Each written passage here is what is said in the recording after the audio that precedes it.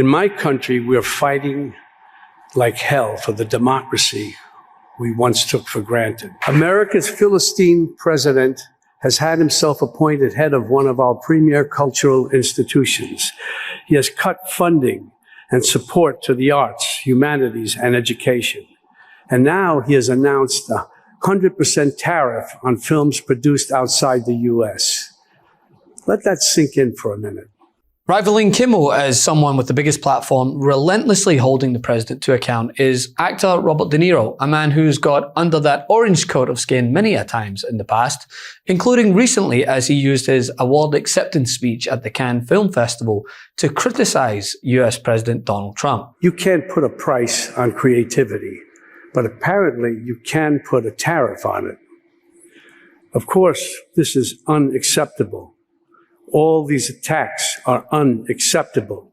And this isn't just an American problem. It's a global one. Unlike a film, we can't just sit back and watch. We have to act, and we have to act now.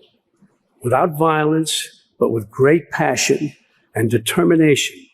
It's time for everyone who cares about liberty to organize, to protest. And when there are elections, of course, to vote. Vote. De Niro was receiving the Palme d'Or Lifetime Achievement Award at the event in the south of France this week when he called Trump a, quote, Philistine president. Now, for those rushing to Google, it means a person with no understanding of the arts. But in the case of Trump, that person is also hell-bent on killing the industry that the arts can often be found in. The movie tariffs, what they've done is other nations have been stealing the movie-making capabilities from the United States.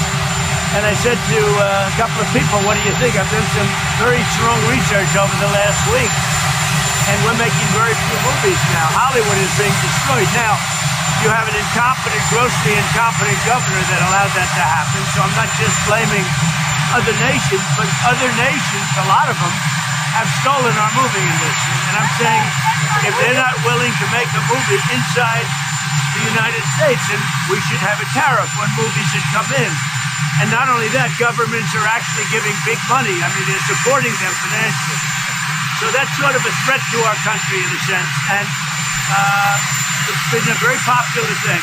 I can tell you one thing, movie makers love it. De Niro used his time to discuss the fight for democracy while, without naming Trump, took aim at him over his attempts to cut funding and support to the arts and education, while also planning to impose tariffs on movies produced outside of the United States. And to be honest, this was a more reserved speech, considering the things that he said about the president in the past, often referring to him as a, quote, malignant narcissist, before giving us this absolute gem on Brian Selter. This guy should not be president, period. And when you say that, folks on Fox come after you. I remember the Tonys when you got up there and cursed. A lot of some of you.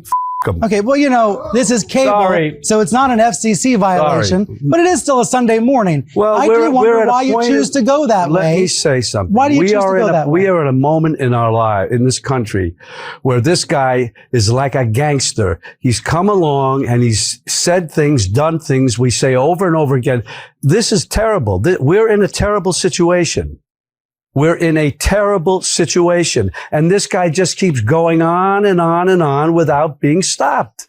Let's fit in a break. Let's squeeze in a commercial. More with Robert De Niro in just a moment. Well, I think I don't understand why people are not taking him seriously, because you read about it historically in other countries that they didn't take the people seriously. I think Hitler, Mussolini, they're fools and clowns. Well, there will be, and I hear it. There's some people. I mean, who does not think that this guy is going to do exactly what he says he's going to do? Right. He's done it already. Right. And then what? We're going to sit around and say, what? We told you so? Or whoever, I told you so?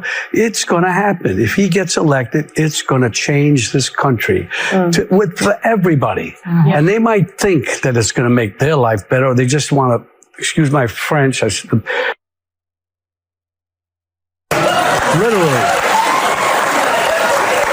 Those people who support him with anger and hate, because that's what he's about, they're going to see. I mean, I used to see these things. I didn't understand how he and Rosie O'Donnell used to get it. I'd say didn't really care. Yeah. I see what a hateful, mean-spirited, awful thing he is. He was vicious to her. He's vicious.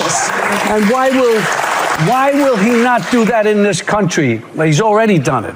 Yep. Why would he not do? When I say I want to punch him in the face, it's because what he said to a person, a bystander or somebody in one of his rallies, he wants to punch him in the face. You don't talk that way to people. What kind of person does that?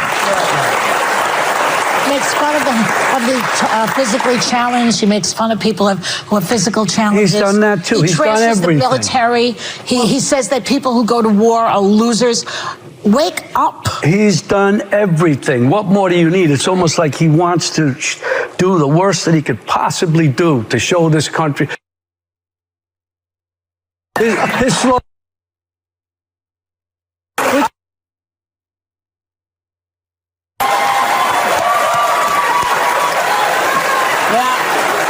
Now, the thing is, the inevitable response from the MAGA crowd is to dismiss the opinion of De Niro as merely a Hollywood elite before platforming the likes of Kid Rock and John Voight for their heartfelt views.